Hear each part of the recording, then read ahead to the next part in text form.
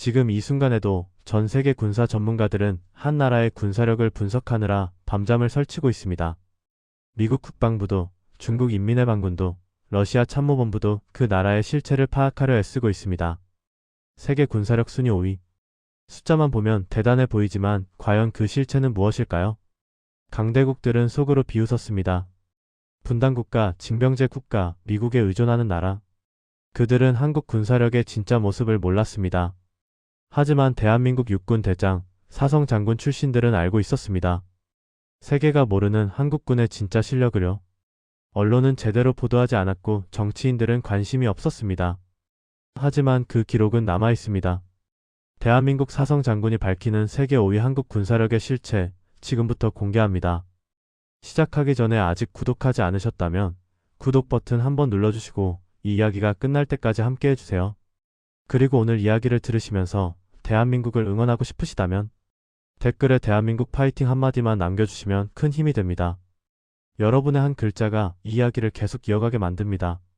세계 군사력 순위라는 것이 있습니다. 글로벌 파이어파워라는 기관에서 매년 발표하는데 각국의 군사력을 종합적으로 평가해서 순위를 매깁니다.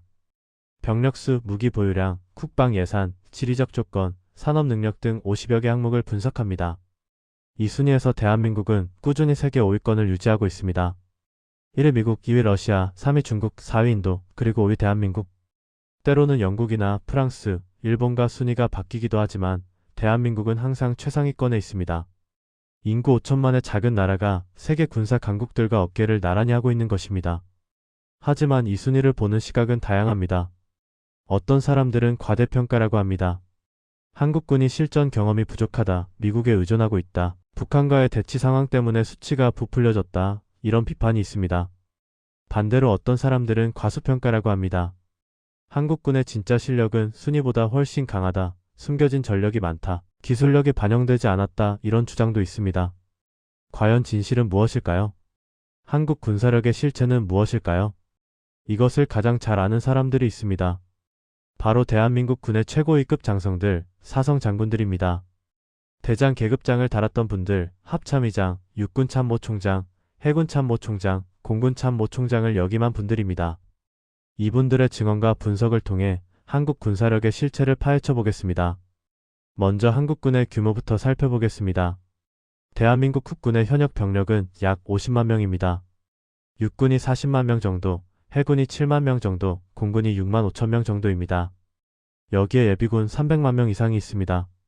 전시에 동원 가능한 인력은 수백만 명에 달합니다. 인구 대비 군인 비율로 따지면 세계 최고 수준입니다. 왜 이렇게 많은 군대를 유지할까요? 당연히 북한 때문입니다. 휴전선 너머에 100만이 넘는 북한군이 있습니다. 핵무기와 미사일을 가진 북한이 있습니다. 70년 넘게 대치하고 있는 상황에서 강력한 군사력은 선택이 아니라 필수입니다. 사성 장군 출신들은 이 병력 규모에 대해 어떻게 평가할까요? 전직 육군참모총장을 지낸 한 대장은 이렇게 말했습니다. 숫자만 보면 많아 보이지만 실제로는 빠듯하다고요.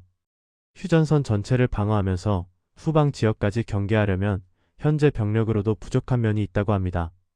특히 저출산으로 인해 병력 자원이 줄어들고 있어서 앞으로가 걱정이라고 했습니다. 하지만 동시에 이렇게도 말했습니다. 한국군 병사들의 질은 세계 최고 수준이라고요. 교육 수준이 높고 기술 적응력이 뛰어나며 훈련도 잘 되어 있다고 합니다. 양보다 질이 중요한 현대전에서 한국군 병사들의 수준은 큰 자산이라고 평가했습니다. 한국군의 무기 체계를 살펴보겠습니다. 육군부터 보면 K 흑표 전차가 있습니다. K 전차는 세계 최고 수준의 주력 전차입니다. 독일의 레오파드, 미국의 에이브럼스와 비교해도 튀지지 않습니다. 어떤 면에서는 더 뛰어납니다. 자동 장전 장치, 첨단 사격 통제 시스템, 능동 방어 체계 등 최신 기술이 집약되어 있습니다. 현대로템에서 만든 순수 국산 전차입니다. 폴란드가 K 전차를 대량 도입하기로 한 것이 이 전차의 성능을 증명합니다. 나토 회원국인 폴란드가 독일 전차도 미국 전차도 아닌 한국 전차를 선택한 것입니다. K9 자주포도 있습니다. K9 썬더는 세계에서 가장 많이 수출된 자주포 중 하나입니다. 사거리, 발사 속도, 정확도 모든 면에서 세계 최고 수준입니다. 폴란드, 노르웨이, 핀란드, 에스토니아, 호주, 이집트 등 많은 나라가 K9를 도입했거나 도입을 추진하고 있습니다. 하나 에어로스페이스에서 만드는 이 자주포는 한국 방산의 자랑입니다. 김승현 하나그룹 회장의 방산 투자가 결실을 맺고 있는 것입니다. 해군을 보면 이지스 구축함이 있습니다. 세종대왕급 이지스 구축함은 세계에서도 손꼽히는 대형 수상 전투함입니다. 이지스 전투체계를 탑재한 배는 전 세계에 몇 안 됩니다. 미국, 일본, 스페인, 노르웨이 그리고 한국. 이지스함을 보유하고 운영할 수 있다는 것 자체가 해군력의 상징입니다. 한국은 현재 3척의 이지스 구축함을 운영하고 있고 추가 건조를 진행 중입니다. 독도함을 비롯한 대형 상륙함, 손원 1급 잠수함 등도 있습니다. 특히 잠수함 전력은 주목할 만합니다. 한국은 3,000톤급 잠수함을 톡자, 건조할 수 있는 몇 안 되는 나라입니다. 장보고 3배치 잠수함은 잠수함 발사탄 도미사일 SLBM을 탑재할 수 있습니다. 핵잠수함은 아니지만 전략적 억제력을 갖춘 잠수함입니다. HD현대중공업에서 건조하고 있으며 정기선. HD현대 부회장의 조선 사업 투자가 해군력 증강에 기여하고 있습니다. 공군은 어떨까요? 한국 공군은 F-35A 스텔스 전투기를 보유하고 있습니다. 세계 최강의 5세대 전투기입니다. 현재 40여 대를 도입했고 추가 도입을 검토 중입니다. F-35를 운영하는 나라는 미국의 핵심 동맹국들 뿐입니다. 한국이 이 전투기를 보유하고 있다는 것은 미국과의 동맹 수준과 한국 공군의 역량을 보여줍니다. F-15K 전투기도 있습니다. 슬램이글이라 불리는 이 전투기는 아시아 최강의 전투기 중 하나입니다. 장거리 타격 능력을 갖추고 있어서 유사시 북한 전역을 타격할 수 있습니다. KF-21 보람에도 빼놓을 수 없습니다. 한국항공우주산업 KAI에서 개발한 4.5세대 전투기입니다. 미국, 러시아, 중국, 유럽 몇 나라만이 최신 전투기를 톡자 개발할 수 있는데 한국이 그 대열에 합류한 것입니다. KF-21은 아직 개발 중이지만 이미 시험 비행에 성공했고 양산을 앞두고 있습니다. 강구영 KAI 사장의 리더십 아래 한국 항공산업이 도약하고 있습니다. 미사일 전력도 강력합니다. 현무 시리즈 탄도미사일과 순항미사일은 북한 전역을 사정권에 두고 있습니다. 현무-4 미사일은 사거리가 800km 이상이고 탄두 중량도 2톤에 달합니다. 지하 벙커를 관통할 수 있는 위력입니다. 현무-5는 더욱 강력해서 북한의 어떤 시설도 파괴할 수 있다고 알려져 있습니다. 이런 미사일 전력은 북한의 핵 위협에 대응하기 위한 것입니다. 핵은 없지만 재래식 타격력으로 억제력을 확보하겠다는 전략입니다. 사성 장군 출신들은 이런 무기체계에 대해 어떻게 평가할까요? 전직 합참의장을 지낸 한 대장은 이렇게 말했습니다. 한국군의 무기체계는 세계 최고 수준에 근접해 있다고요. 특히 최근 10여 년간의 발전이 눈부시다고 했습니다. 과거에는 미국제 무기에 의존했지만 지금은 상당 부분 국산화가 되었고 일부 분야에서는 미국 무기보다 뛰어난 것도 있다고 합니다. K9 자주포, K전차, 현무 미사일 등이 그 예입니다. 하지만 동시에 부족한 점도 지적했습니다. 정보 감시 정찰 능력, 우주 자산, 사이버 전력 등에서는 아직 선진국에 비해 부족하다고 했습니다. 이 분야의 투자가 더 필요하다고 강조했습니다. 한국군의 강점은 무기만이 아닙니다. 실전에 가까운 훈련, 높은 전투 준비 태세, 그리고 무엇보다 전쟁을 직접 경험한 역사가 있습니다. 한국 전쟁의 기억이 아직 살아있습니다. 베트남전에 참전한 경험도 있습니다. 이런 역사가 한국군의 DNA에 새겨져 있습니다. 전쟁이 무엇인지 아는 군대, 실전의 중요성을 아는 군대입니다. 북한과의 대치 상황도 역설적으로 한국군을 강하게 만들었습니다. 70년 넘게 전쟁 상태나 다름없는 긴장 속에서 살아왔습니다. 매일매일이 전투 준비 상태입니다. 이런 환경에서 단련된 군대는 다릅니다. 평화로운 환경에서 훈련만 하는 군대와는 긴장감이 다릅니다. 서해교전, 연평도 포격사건, 천안함 피격 사건 등 실제로 북한과 교전한 경험도 있습니다. 이런 실전 경험이 한국군을 더 강하게 만들었습니다. 한미연합훈련도 한국군의 강점입니다. 매년 세계 최대 규모의 연합훈련을 실시합니다. 미군과 함께 훈련하면서 선진 전술과 기술을 배웁니다. 미군의 첨단 무기 체계와 연동해서 작전을 수행하는 능력을 키웁니다. 이런 경험은 다른 나라 군대가 갖기 어려운 것입니다.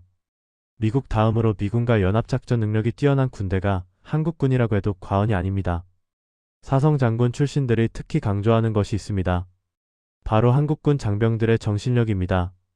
나라를 지키겠다는 의지, 가족을 보호하겠다는 각오, 이런 정신적 요소가 군사력의 핵심이라고 합니다.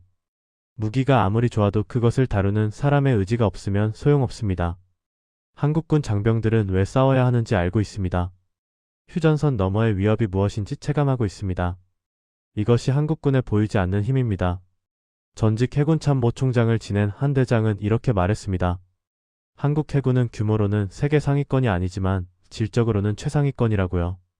이지스 구축함, 최신 잠수함, 대형 상륙함 등 핵심 전력은 세계 어느 해군과 비교해도 뒤지지 않는다고 했습니다. 특히 서해와 동해라는 전혀 다른 두 바다에서 작전해야 하는 특수성 때문에 다양한 능력을 갖추게 되었다고 합니다. 서해는 수심이 얕고 중국과 마주하고 있으며 동해는 깊고 일본, 러시아와 인접해 있습니다. 이 두 바다에서 모두 작전할 수 있는 해군은 유연하고 다재다능해질 수밖에 없다고 했습니다. 전직 공군 참모총장 출신 대장은 공군력에 대해 이렇게 평가했습니다. 한국 공군은 아시아에서 일본 항공자위대와 함께 최강이라고요. F-35, F-15K, KF-16 등 전투기 전력이 강력하고 조기 경보기, 공중급 유기 등 지원 전력도 갖추고 있다고 했습니다. 특히 조종사들의 실력이 뛰어나다고 강조했습니다. 한국 공군 조종사들은 비행 시간이 많고 훈련 수준이 높습니다. 레드 플래그 같은 국제 연합 훈련에서 항상 좋은 성적을 거둡니다. 미 공군 조종사들도 한국 공군의 실력을 인정한다고 합니다. 이제 한국 군사력을 다른 나라와 비교해 보겠습니다. 먼저 주변국들과 비교해 보겠습니다. 일본 자위대와 비교하면 어떨까요? 일본은 해상 자위대가 강력합니다. 헬기 항모, 이지스함, 잠수함 등 해군력에서는 한국보다 우위에 있습니다. 하지만 육군력에서는 한국이 앞섭니다. 공군력은 비슷한 수준입니다. 종합적으로 보면 비슷하거나 한국이 약간 우위라고 평가하는 전문가들이 많습니다. 물론 일본은 평화헌법에 제약이 있어서 공격 무기에 제한이 있습니다. 타카이치 사나의 총리가 이끄는 일본 정부는 방위력 강화를 추진하고 있지만 아직 갈 길이 멉니다. 중국 인민의 반군과 비교하면 어떨까요? 중국은 병력이 200만 명이 넘고 국방 예산도 세계 2위입니다. 항공모함도 여러 척 보유하고 있고 핵무기도 있습니다. 단순 비교하면 중국이 압도적으로 강합니다. 하지만 질적인 면에서는 다릅니다. 한국군의 무기체계는 중국군보다 세대가 앞서 있는 경우가 많습니다. 전투기, 전차, 잠수함 등 주요 무기의 성능은 한국이 우위입니다. 물론 중국이 빠르게 따라오고 있지만 아직 격차가 있습니다. 시진핑 국가주석이 군 현대화를 밀어붙이고 있지만 부패 문제, 훈련 부족 문제 등이 있어서 실전 능력은 의문이라는 평가도 있습니다. 러시아군과 비교하면 어떨까요? 러시아는 전통적인 군사 강국이고 핵무기 보유량은 세계 최대입니다. 하지만 우크라이나 전쟁에서 러시아군의 실체가 드러났습니다. 구식 무기, 부실한 보급, 낮은 사기 등 문제점이 많이 노출되었습니다. 재래식 전력만 비교하면 한국군이 러시아군보다 낫다는 평가도 나오고 있습니다. 물론 핵무기를 고려하면 비교가 어렵지만 재래식 전쟁에서는 한국군이 충분히 맞설 수 있다는 것입니다. 북한군은 어떨까요? 김정은 국무위원장이 이끄는 북한군은 병력이 100만 명이 넘습니다.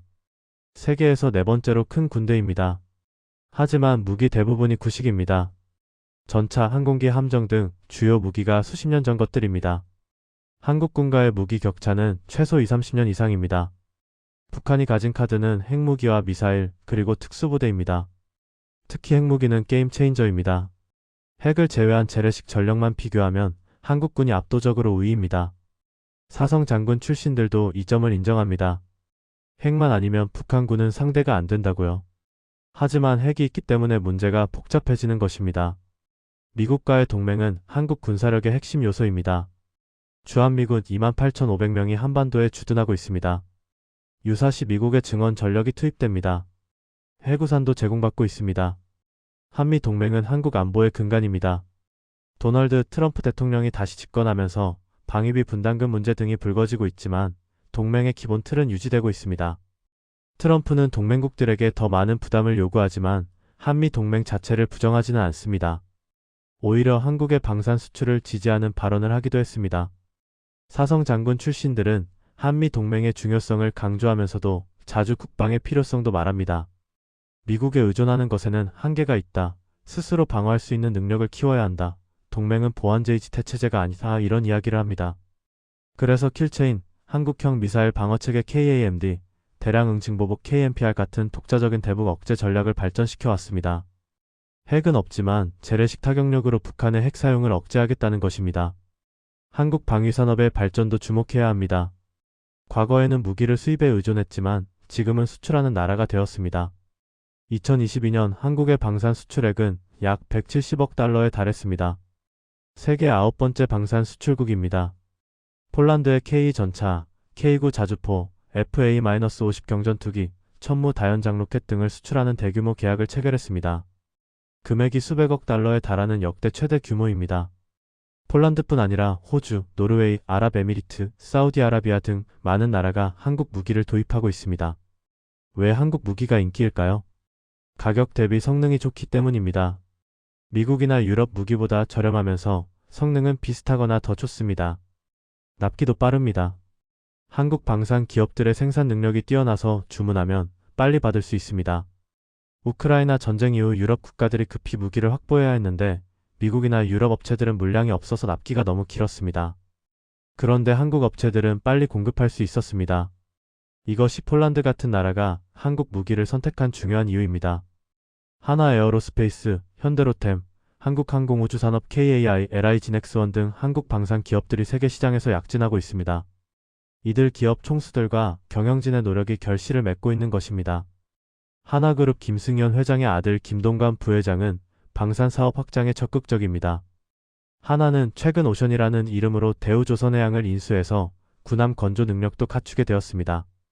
현대로템은 정의선 현대차그룹 회장 체제에서 K2전차 수출에 성공했습니다.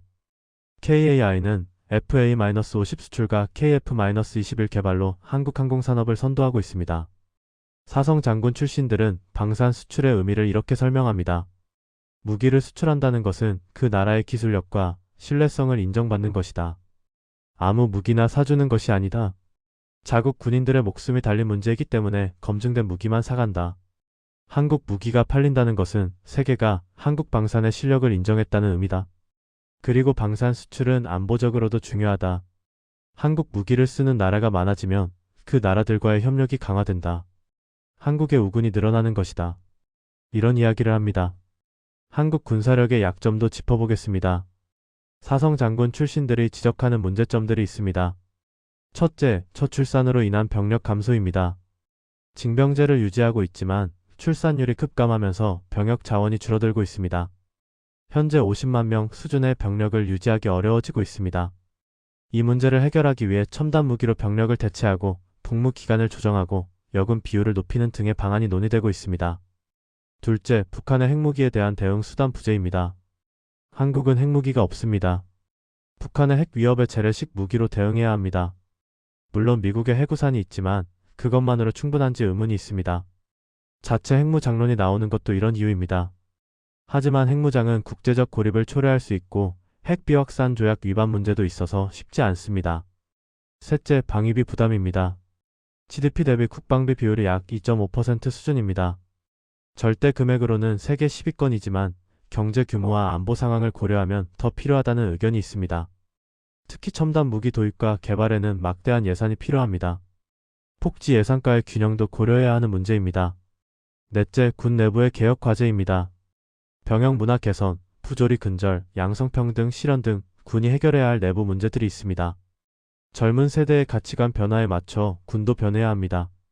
이런 부분이 제대로 되지 않으면 우수 인력 확보가 어려워지고 군의 전투력에도 영향을 미칩니다. 하지만 이런 약점에도 불구하고 한국군의 전반적인 평가는 긍정적입니다. 사성 장군 출신들은 입을 모아 말합니다. 한국군은 생각보다 강하다. 세계 5위라는 순위가 과장이 아니다. 어떤 면에서는 과소평가된 측면도 있다. 특히 전투 의지, 훈련 수준, 무기 체계의 질적 우수성을 고려하면 한국군은 세계 어느 군대와 싸워도 뒤지지 않는다. 이런 자신감을 보입니다. 세계는 한국 군사력을 어떻게 보고 있을까요? 미국 국방부는 한국군을 고도로 훈련되고 잘 장비된 군대로 평가합니다. 한미연합 방위의 핵심 파트너로 인정합니다. 중국은 한국군의 미사일 전력과 첨단 무기를 경계하고 있습니다. 사드 배치에 그토록 반발한 것이 그 증거입니다. 러시아도 한국군을 무시하지 못합니다. 북한은 당연히 한국군을 두려워합니다. 겉으로는 허세를 부리지만 재래식 전력에서 한국의 상대가 안 된다는 것을 알고 있습니다. 그래서 핵과 미사일에 매달리는 것입니다. 일본은 한국군을 경쟁자로 보고 있습니다. 과거에는 일본 자위대가 한국군보다 우위였지만 지금은 비슷하거나 역전되었다고 보는 시각이 많습니다. 일본 방위성 내부에서도 한국군의 성장을 주시하고 있습니다. 특히 방산 수출에서 한국에 밀리는 것을 의식하고 있습니다. 유럽 국가들은 한국을 새로운 무기 공급원으로 주목하고 있습니다. 우크라이나 전쟁 이후 군비 증강이 시급한데 미국과 유럽 업체만으로는 수요를 감당할 수 없습니다. 그래서 한국 방산에 눈을 돌리고 있습니다. 폴란드의 대규모 도입이 시작이고 다른 유럽 국가들도 따라올 가능성이 높습니다. 시니어 시청자 여러분, 여러분이 젊었을 때 한국군은 어땠습니까? 6.25 전쟁 직후 폐허에서 다시 일어선 군대였습니다. 미국의 원조로 무장하고 미국의 지휘 아래 싸웠습니다. 자체 무기는 거의 없었고 대부분이 미제였습니다. 그런 군대가 지금은 세계 5위입니다. 독자 개발한 첨단 무기를 수출하는 나라가 되었습니다. 세계 최강 미군과 어깨를 나란히 하고 훈련합니다. 강대국들이 경계하는 군사력을 갖추게 되었습니다. 이것이 대한민국의 저력입니다. 여러분 세대가 피땀 흘려 나라를 지키고 경제를 일으킨 덕분입니다. 그 토대 위에서 대한민국 국군이 성장한 것입니다. 나라를 지키기 위해 군에 복무한 모든 분들, 국방산업에 종사한 모든 분들, 세금을 내서 국방비를 뗀 모든 국민들 덕분입니다. 대한민국 군사력은 대한민국 국민 모두가 함께 만든 것입니다. 대한민국은 소리를 높이지 않았습니다. 군사력이 강하다고 자랑하지 않았습니다. 다른 나라를 위협하지 않았습니다. 그저 묵묵히 나라를 지킬 준비를 했습니다. 좋은 무기를 만들고 열심히 훈련하며 유사시에 대비했습니다. 진짜 강한 나라는 먼저 위협하지 않습니다. 준비하고 기다리고 필요할 때 행동할 뿐입니다. 대한민국이 그렇게 해왔습니다. 이것이 세계 5위 한국 군사력의 진짜 실체입니다. 오늘 이야기가 의미 있었다면 좋아요로 남겨주시고 다음 이야기에서도 우리가 몰랐던 세계의 이면을 계속 전해드리겠습니다. 대한민국 파이팅입니다.